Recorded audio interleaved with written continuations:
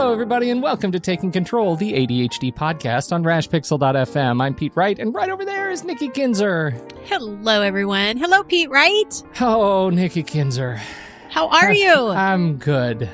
I'm feeling like I'm on top of things. I've got my wits about me. I'm feeling strong. We're wrapping up June strong. Yep.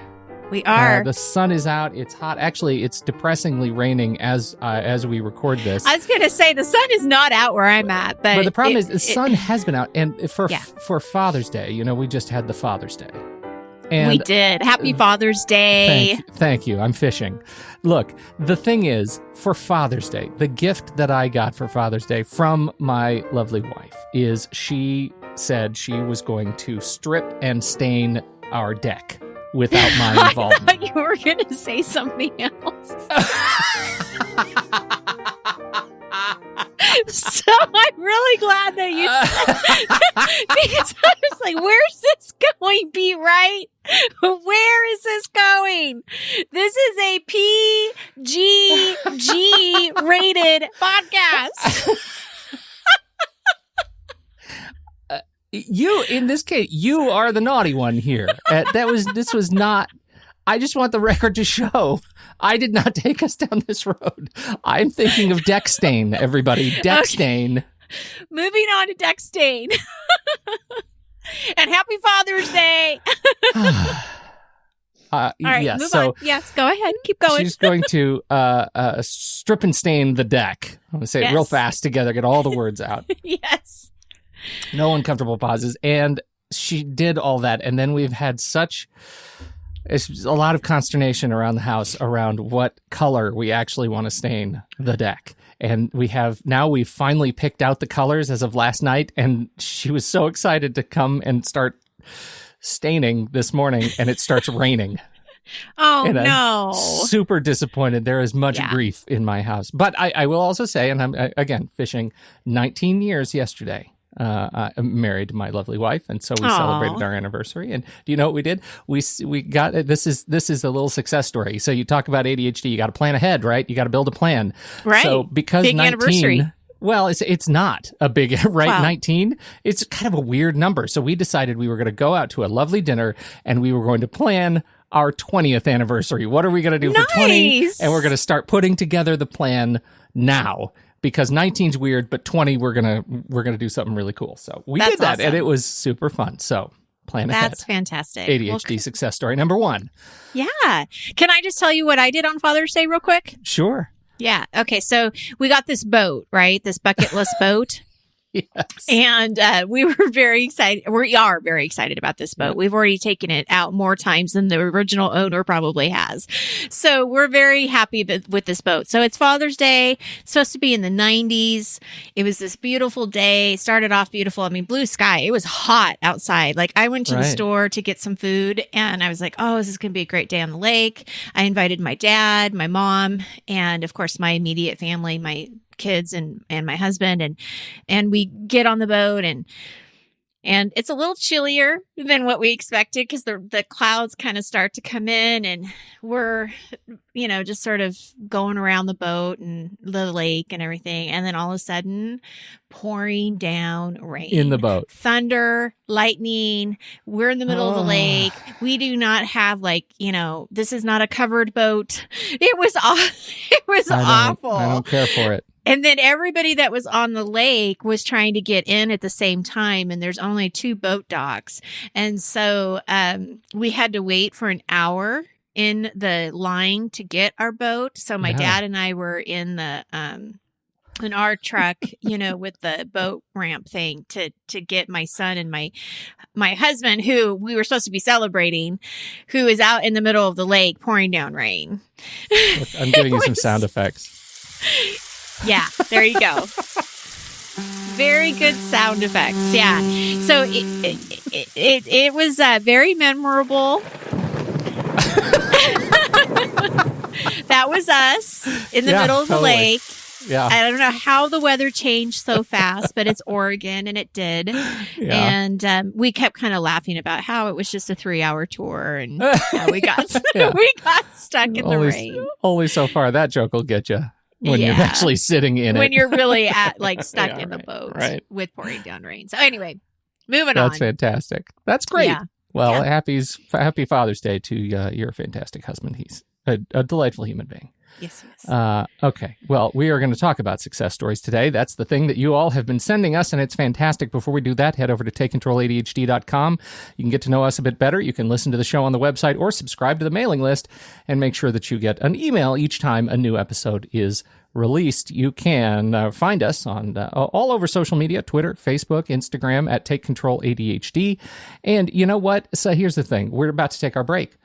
We're taking the month of July off. It's a planning month for the podcast, and we won't be producing any new episodes until August. But, in the spirit of our planning, and all we're going to try to do to make for a great ADHD podcasting this fall, we hope you will consider digging into the archives, see what you can learn. And if you appreciate what we have there, head over to patreon.com/the ADHD podcast. It is through direct member support there that we're able to continue to offer hundreds of past episodes to others to explore when they need it. So you are supporting the community by helping us support the community. Pay it forward. Patreon.com/the ADHD podcast. Thanks, everybody. And last announcement before the break, group coaching is still open. As you listen to this, the deadline is June 29th. That's only a couple days from now, but Nikki is very generous. I am. Yeah. I take procrastinators. She does. I welcome them. I embrace them. That's right. That's right. Open Embrace arms. the procrastinators. Deadline is June 29th, but send an email right quick. Get your name on the list, and you can work out schedules with Nikki. When does the whole thing start? July something? It starts the week of July 9th. So it's after July 4th holiday. So you got a little time. Yep. Excellent. There you go. Let's talk about some success stories. Now, this was actually, we talked a little bit about this last week. It was harder to come by. It was. Success stories this year. Why do you think that is? What's going on? Well, I think it goes back to our conversation last week of what success means and how people think of it. So I think that immediately when you ask, what are some of your successes with ADHD, I kind of feel like people immediately think of the big things, like the things that they've accomplished. So it would, I won something. I won a contest, or I got like this that. great job, or I graduated from college, and all of those things are great successes. But I think that a lot of people, especially with ADHD, downplay what they think is a success, and there's always a but behind it. Like, oh, I did this, but it was harder than it should have been, but it took me longer than it took somebody else. It's like diminishing that experience. Therefore, it feels more like a failure. Right. And so my hope is with our conversation last week, our conversation this week, and to continue, is that we really, keep a light on these accomplishments and these successes, and that people see that just trying and just thinking about it and focusing on, a new strategy or just a mind shift on how you think of something, those are all successes. Those are all ways that you're thriving with your ADHD and living your best life. And so that's why I think this is so important is so that we, the next time we do this, I hope we get more. And I hope that we get just little, it doesn't have to be paragraphs of stuff. It can just be like, hey, I walked today and I don't like walking, but I did it. Yeah. Sure. That kind of stuff.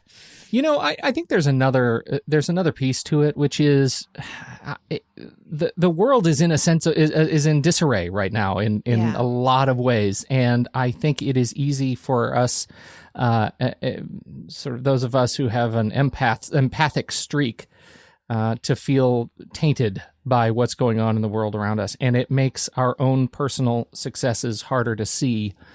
Through the nastiness that's going on, whatever your political leanings, whatever your sort of belief systems, there's something wrong in the world right now. And I have taken more to thinking about it just in the last couple of weeks, because I've been struggling too. I mean, we've talked about this. I've been struggling with that same sort of empathic sadness, and it's hard. It's hard to focus. It's hard to get out of bed. It's hard to do all of those things.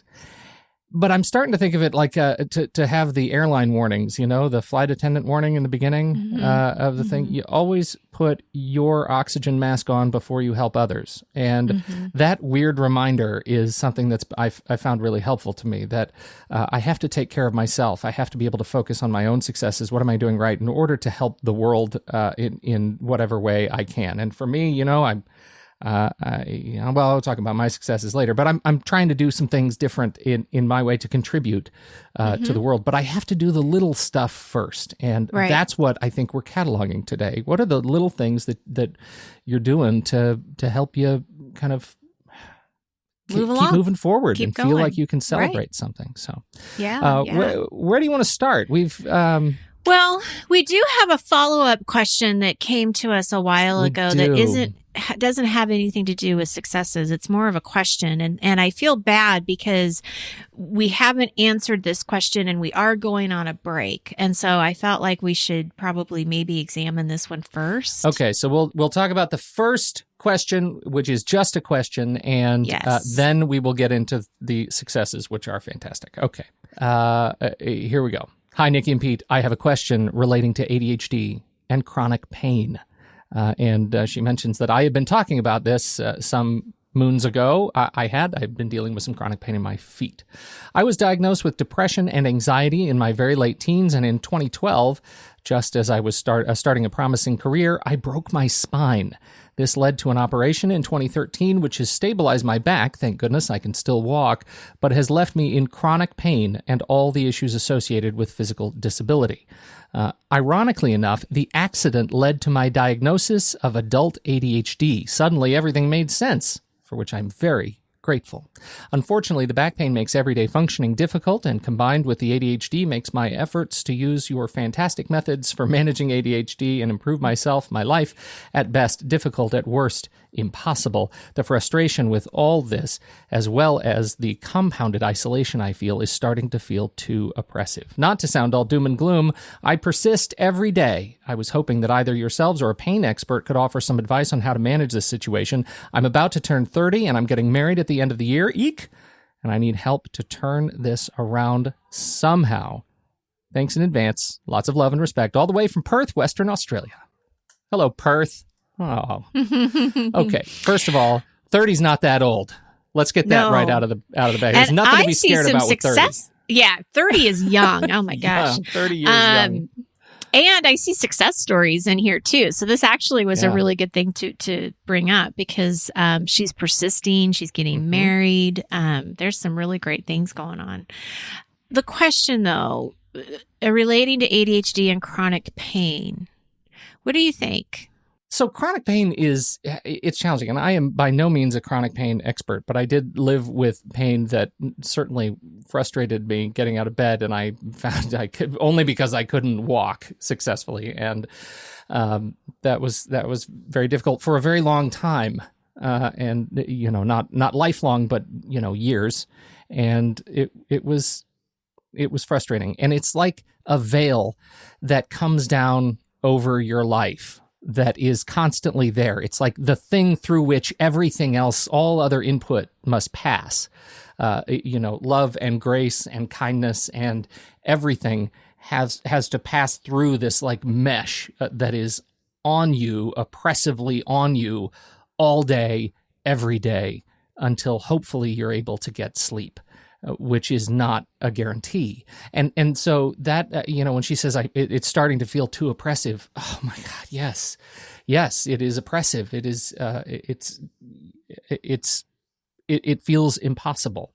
I think for me, the issue was having people in my life to continue to remind me that time will do what it is meant to do. If you give up on time, you've given up on everything. What time does is allow you the space, the headroom to try to get through one thing at a time. In this case, it's finding a way to live with the chronic pain. And yeah, it might make you feel, it might exacerbate the ADHD component of your life, but that may be okay because you have to get through the chronic pain. This gets through hierarchy of needs, right? Let's go back to Maslow, that you have to get through the health and safety concerns before you can get through everything else. And so that's kind of where I come down on it. There were a lot of days where, I just fell apart because I was addressing the pain. I was addressing the part where I couldn't stand up. I was addressing the part where I just needed to go see another doctor and figure out how to get to the other side of it and to heal. And until I could heal, I couldn't do anything. And so for me, it was all about the community. I don't know. What do you think? Well, I agree. I think the community, the people around you definitely will help support whatever accommodations you need to when the ADHD is in full force, right? Yeah. Because you have to you're concentrating on the pain, not necessarily managing your ADHD at that time. Right. So I definitely think, yes, that support, asking for help, getting those kinds of accommodations that you need to help you get through it. Talk to a pain specialist. I don't know what's available in Australia, but I know that my husband deals with a lot of chronic pain as well with his MS, and he has a pain specialist that he goes to and has gone through different types of therapy, physical therapy. He's done some swimming. He has like different stretches and things that he does in the morning to kind of help manage some of that. And I have another client actually that I work with who deals with chronic pain. And one of the things that she just told me last week, and I don't know if this will help with Jess or not, but it could be an idea. What she does is she listens to audible books when she's doing certain things. And so what happens is she's concentrating on the book and doing her dishes, and it helps her not think about the pain as much.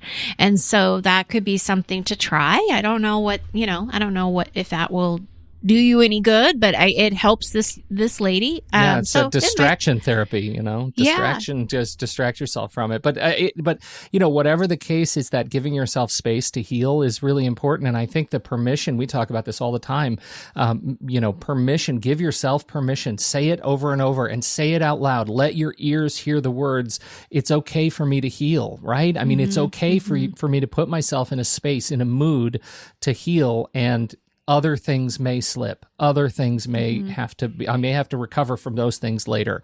But I'm not going to be able to function. I'm not going to be able to function as a spouse. I'm not going to be able to function, as as an employee or starting a company or a job, whatever you're doing with your life. You're not going to be able to do that if you don't give yourself permission and mood and space to heal. It defines everything. Yeah. And, I think that applies for ADHD too. Once you heal, once you feel like you're easily, more comfortably on the road to recovery, give yourself permission to have ADHD, right? I have ADHD and I am okay. I'll recover from this too. You're right. Whatever the short term is, you'll get through it. Absolutely. But it may be something we need to talk to one of our doctor buddies and see if we can possibly get somebody for the fall to come on and talk about the veil of pain. This is not the first time we've had somebody ask this question, and I think it's worth further exploration with somebody who is not just us. Right. It's a great question. So there you go. There's some success stories hidden in that one. Yes, absolutely. We've got a couple of audio submissions that we want to play here, and so let's just see how this works. The first one comes from our very own John. Hey, this is John, fellow Patreon member, and when I first got the call to action to talk about successes, I immediately disregarded it, thinking, no, that's not me. But the more I thought about it and saw some people posting the forum, the more I thought, a 1-year recap. It's been a year since I did group coaching with Nikki. And I thought my goal going into that was to delegate and try to do all these things. And if I just sit back and think about my successes over the last year, I've done a lot better after being in the hot seat and doing that kind of, keeping each other accountable, defining my goals, defining what of those goals brought me the most value, getting tactical about what my next steps are, identifying what my superpowers, I wish I was a superhero, but those routines, time blocking, gating, all those things have been amazing to impact to my life. So I consider each one of those things to be little successes. So I hope you can think back and think, well, it's more about the overall. It might seem like you haven't made a lot of success, but I bet if you think back about the smaller things that you've implemented, you're getting a lot of value, and you probably have a lot more successes than you think. I love that from John, because I think it's a great setup to our conversation today, to sharing these things, and what we talked about when we opened, that this is super difficult, right? It's really challenging to do when you're not accustomed to looking for the good in your life and what you've done. So it's hard to do. Yeah. So It's a thank challenge. you so much for that, John. Let's mix it up. We're shaking it up here. So David writes in and he says, "Hey, saw you're looking for some ADHD success stories. I got to tell you, I love this one. A couple of months ago, my local ADHD support group had the founder and head of CADAC, Center for ADD Awareness Canada, our national advocacy group similar to CHAD. She finished off her talk with an appeal. She shared that she and CADAC, I love that acronym, had some success over the last 20 years or so in advocating for ADHD children with school boards. However, whenever she tries to advocate for adults with ADHD, when she approaches our politicians, they throw up their hands and say, 'We never hear that this is an issue with our constituents.' Hello? We have ADHD. We're highly unlikely to reach out to our elected politicians." So CADAC was trying to get a letter writing campaign going, but weren't having much success. So she was pleading with us to write even a single letter. In the room with a couple of friends, we had an epiphany. As with most people, we struggled to get things done. So they would get together for 3-hour sessions and hold each other accountable to get things done. They had this brilliant idea to apply this practice to the letter writing campaign. So they ended up getting together and kept each other moving forward, writing letters. Our initial goal was to see how many letters we could get written by our recent provincial election here in Ontario, Canada. We hosted 7 3-hour sessions plus 1 3-hour pilot session in which we managed to get close to 20 letters written, and we would have had more if we could have catered to people outside the Toronto area. We called the campaign ADHD Votes, and the website is adhdvotes.com. I'm still needing to update it from the last session announcement, but we'll be getting to that soon. We're also hoping to hold an ADHD rally of some sort in the not-too-distant future, and possibly some large sidewalk chalk murals in front of government buildings, especially if the letters get a cool reception, thinking something like, "Adults with ADHD, still capable of causing a scene. ADHD Votes." I love it. That's the story. 20 letters by neurotypical standards may seem like very few, but to those of us with ADHD, we know it's a huge accomplishment. Hallelujah. I think that is epic. Congratulations, David. That's fantastic. What a wonderful way to contribute. I think that's just great. Very cool. So there you go. Thank you, David. Thanks for being inspirational That's awesome. for all of us. It's great. Okay, I got another one. Let's see. This is wonderful. This one comes from Lynn. Hi, guys. I have 2 related success stories. I'm a social partner dancer, meaning non-competitive, not the stylized dancing associated with ballroom dancing, but still encompassing a variety of dance styles like swing, waltz, cha-cha, Argentine tango. I do that all the time. Sometimes alone. I just tango. Just start doing the tango. But only the Argentine kind. I'm 50, but I was diagnosed with ADHD last year. For years, I've had a meditation practice, but most of the time I'm frustrated with my inability to meditate. My mind immediately fills with all the things that need to go on my to-do list. At some point, I realized that there's one place where I meditate for long stretches of time without effort, when I'm dancing. Here's what makes partner dancing such good meditation, or so good for focus. Each partner's movements depend on the others, so there's no benefit in thinking ahead to the next step. You don't know what the appropriate next step can be until you see how your partner interprets this one. When I'm dancing, I'm utterly, entirely in the present moment. If I let my mind drift or jump ahead, I almost immediately mess up, and we as a team have to recover together. Once you accept that, it's much easier to stay in the present. Adore that footnote. I took a break from dancing for about 15 years. Then, when the time was right, I went back to dancing. So soon afterwards, I started a relationship with another dancer, and we started taking classes together, and then teaching classes together. 8 years later, it dawned on me that the reason my skill had improved so dramatically was that I had accidentally acquired an accountability partner. Had I been taking classes on my own or going to dances solo, I probably would have found lots of excuses to skip them. But when I knew I'd be letting my partner down, it kept me consistent. It's a great lesson for me. I find it easier to be responsible and consistent for someone else than for myself. In this case, we both benefited. That's it. 2 accidental success stories. Oh, that's great. I adore that. So,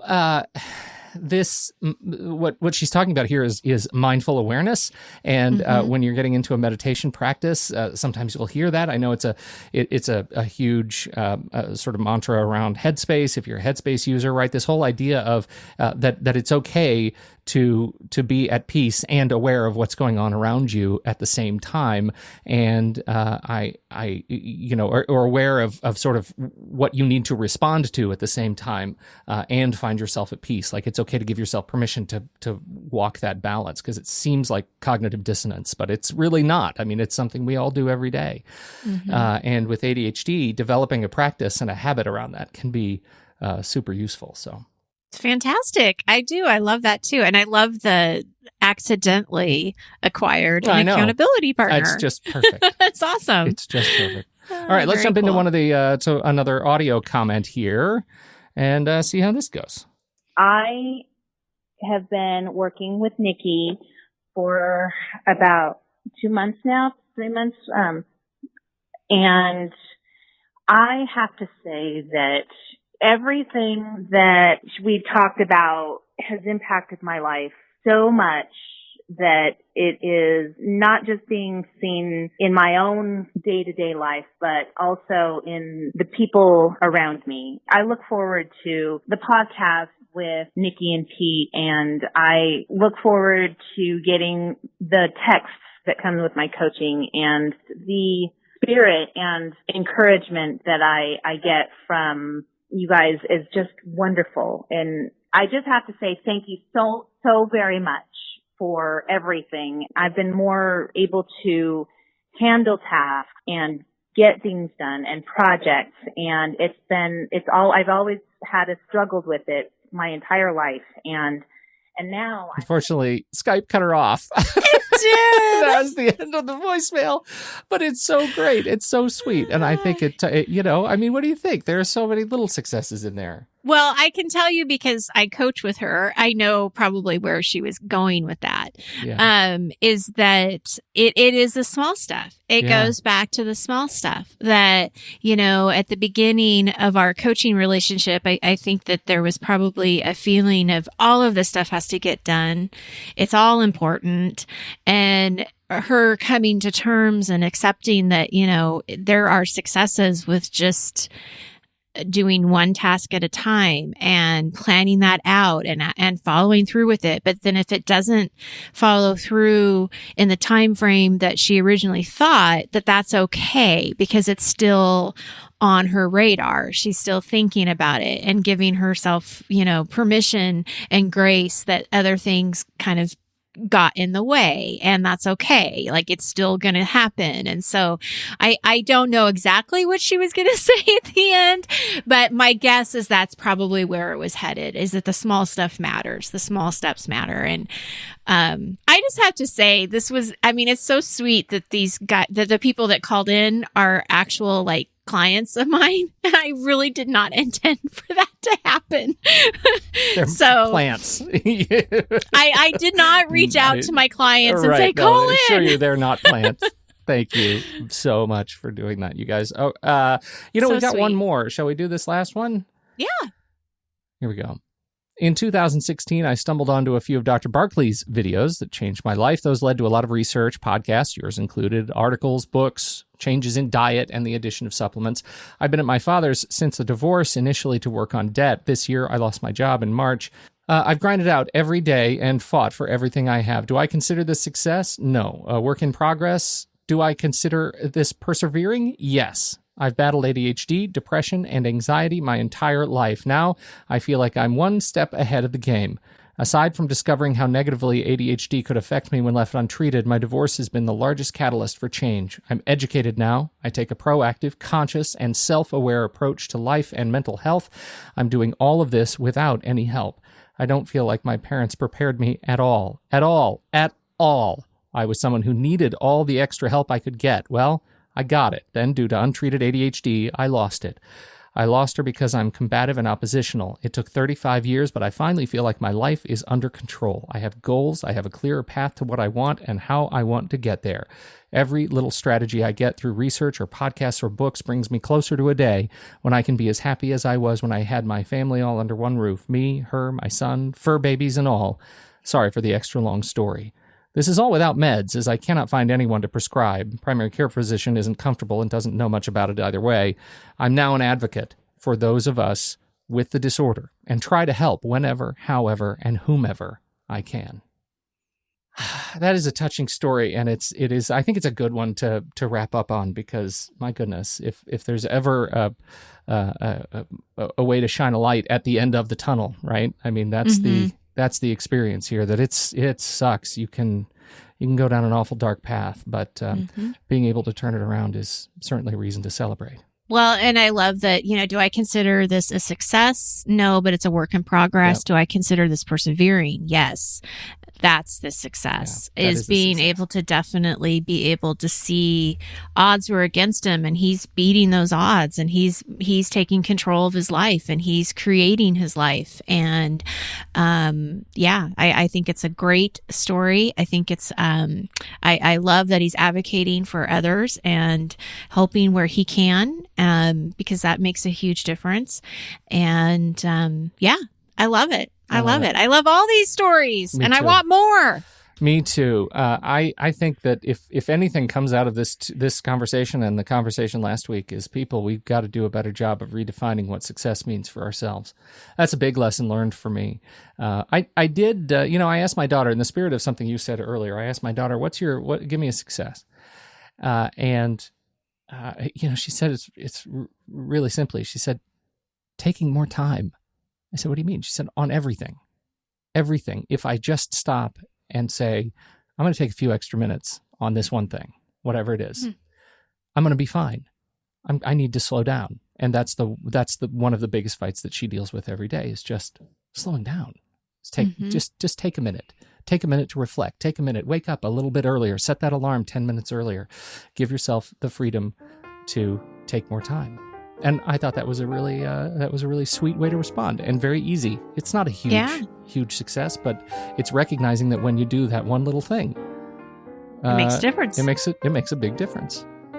That's cool. What do you got? Anything else? Are we done? I think so. I think we're done. Thank you, everybody, for hanging out with us. Thank you so much for joining the live stream for our Patreon members. And a reminder, again, we're not going to be here next week or the weeks after, but we'll catch you in August. First Tuesday in August. We'll have a show for you. Promise. We'll be here. But don't leave. We're going to be hanging out in the Facebook group. We're going to be hanging out on Patreon. We're gonna find some things to talk about online. We just won't have podcasts. So don't unsubscribe. That's what I'm saying. Don't unsubscribe. Right. Stick around. No. All right, everybody. Thank you for your time and attention. On behalf of Nikki Kinzer, I'm Pete Wright, and we'll catch you next month right here on Taking Control, the ADHD podcast.